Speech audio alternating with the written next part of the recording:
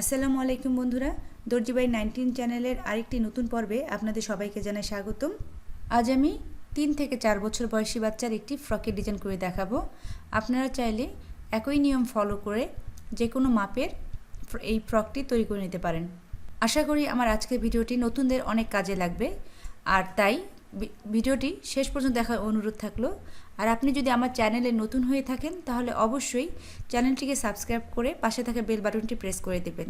এতে করে আমার চ্যানেলের প্রত্যেকটি ভিডিওর আপডেট আপনি পেয়ে যাবেন। আসুন তাহলে বন্ধুরা শুরু করা যাক।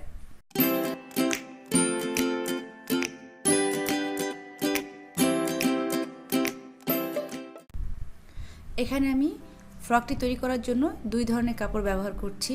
এই কাপড়গুলো হচ্ছে কামিজ কাটিং করে যে কাপড় বেঁচে গেছে সেই কাপড় থেকে আমি আজকে এই ফ্রকটি তৈরি করছি। আর এখানে আমি ম্যাজেন্টা কালারের কাপড়টি দিয়ে কুচি এবং পাইপিংয়ের কাজে ব্যবহার করব। আর মেইন যে ফ্রকের কাপড়টি নিয়েছি আমি সেটা নিয়েছি প্রায় 1 গজ পরিমাণ। আর আমি এই কাপড়টিকে প্রথমে আপনাদেরকে খুলে দেখাচ্ছি। কাপড়টিকে আমি 2 ভাঁজ করে নেব। আমার সাইডে থাকবে হচ্ছে বন্ধ পাশ এবং আমার অপোজিট সাইডে আছে খোলা পাশ। এখন এই খোলা পাশটিকে আমি 2 ভাঁজ করে নিচ্ছি। 2 ভাঁজ করে নিয়ে আবারও একটি ভাঁজ দিয়ে মোট 4 ভাঁজ করে নেব। এর কারণ হচ্ছে আমি ফ্রকের সামন পাট এবং পেছন পাট একসাথে কাটিং করব। আর এর জন্য আমি প্রথমে কাপড়টিকে ভাঁজ করে নিলাম, প্রথমে একবার, তারপর আরও একবার, মোট 4টি ভাঁজ করে নিয়েছি। ফ্রকের পেছনে বোতাম বসাবো, তার জন্য আমি এখানে ফ্রকের বোতাম ঘরের জন্য প্রায় 1 ইঞ্চি পরিমাণ করে কাপড় আমি ভাঁজ করে নিচ্ছি। ভালো করে লক্ষ্য করুন বন্ধুরা, আমি 1 ইঞ্চি পরিমাণ কাপড় ভাঁজ করে নিয়ে তারপর কাপড়টি ফোল্ড করে মোট 4 ভাঁজ করে নিয়েছি। এখন আমি এখান থেকে কাপড়টি মাপ দেওয়া শুরু করব। এখন আমি ফ্রকের কাঁধের মাপটি নিয়ে নিচ্ছি। কাঁধের মাপ হচ্ছে টোটাল 10 ইঞ্চি। এই 10-এর অর্ধেক হচ্ছে 5। আমি এখানে 5-এর দাগ দিয়ে দিচ্ছি। এই কাঁধের অংশ থেকেই আমি বডির লম্বার মাপগুলো নিয়ে নিব। বডির টোটাল লম্বা হবে 9.5 ইঞ্চি, সেলাই সহ আমি নিলাম 10.5 ইঞ্চি। বডির বগলের লম্বা হবে 5 ইঞ্চি, আমি এখানে 5.25 ইঞ্চিতে দাগ দিয়ে দিলাম। আর কোমর পড়বে 9.5 ইঞ্চিতে, আর 9.5 ইঞ্চিতে পরিমাণেই আমাদের বডির লম্বাটিও হবে, তাই আমি এটা আলাদা করে দাগ দিলাম না। এখন আমি এই মিলে নেওয়া পয়েন্টগুলোকে আমি দাগ দিয়ে নিচ্ছি। এখন আমি গলার চওড়াটি মেপে নেব। গলার চওড়া হচ্ছে 2 ইঞ্চি। আমি 2 ইঞ্চি থেকে একই সাথে গলার লম্বাটিও বের করে নিচ্ছি। গলার ডিজাইন হবে সামনে গোল এবং পেছনে গোল।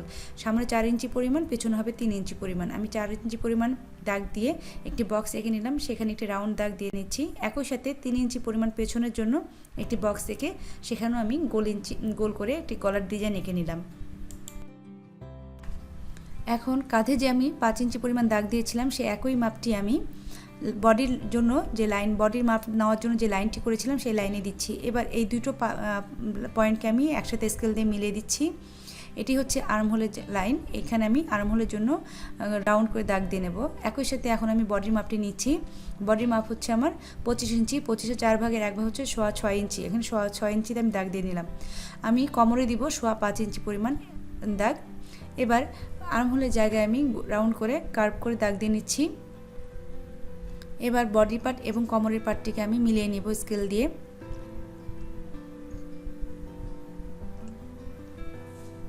একই সাথে কাঁধের অংশে আমি 1/2 ইঞ্চি পরিমাণ শোল্ডার ডাউন দিয়ে দেব। যেহেতু সামনের পার্ট এবং পেছনের পার্ট আমি একসাথে কাটিং করছি, তাই আমি প্রথমেই পেছনের গলার দাগ অনুসারে আমি জামাটিকে কাটিং করে নেব। পরবর্তীতে আমি সামনের গলাটিকে কাটিং করব, তাই আমি প্রথমেই পেছনের দাগ অনুসারে আমি জামাটিকে কাটিং করে নিচ্ছি।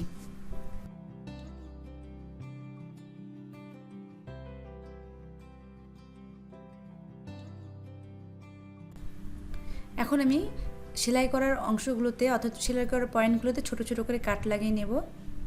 আর সামন পাটের কাপড়টিকে এবং পেছন পাটের কাপড়টিকে আমি আলাদা করে নেব। যেহেতু পেছন পাটের গলা আমার কাটিং করা হয়ে গেছে, আর এখন আমাকে সামন পাটের গলাটিকে কাটিং করতে হবে। আর এর জন্য আমি দুটো পাট আলাদা করে নিলাম। আর আমি একই সাথে সামান্য পরিমাণ তালপাটের অংশটি কেটে নেব। যদিও বাচ্চাদের কাপড়ে তালপাটের অংশ কাটিং করার প্রয়োজন পড়ে না, তারপর আমি এখানে সামান্য পরিমাণ তালপাটের অংশ কেটে নিচ্ছি।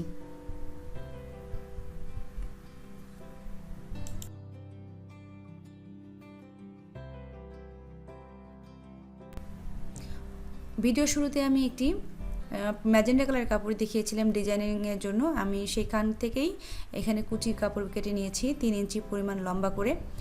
আর একই সাথে আমি পাইপিংয়ের জন্য কাপড় কেটে নিয়েছি অল্প সময় কীভাবে লম্বা করে বাই স্টেপ অর্থাৎ পাইপিনের কাপড় বের করতে হয় সে ভিডিও আমার দেওয়া আছে, চাইলে দেখে নিতে পারেন। অথবা আমার মতো এখানে একটি একটি করে পাইপিনের কাপড়ও কেটে নিতে পারেন। আমি এখানে একটি একটি করে পাইপিনের কাপড় কেটে নিয়েছি।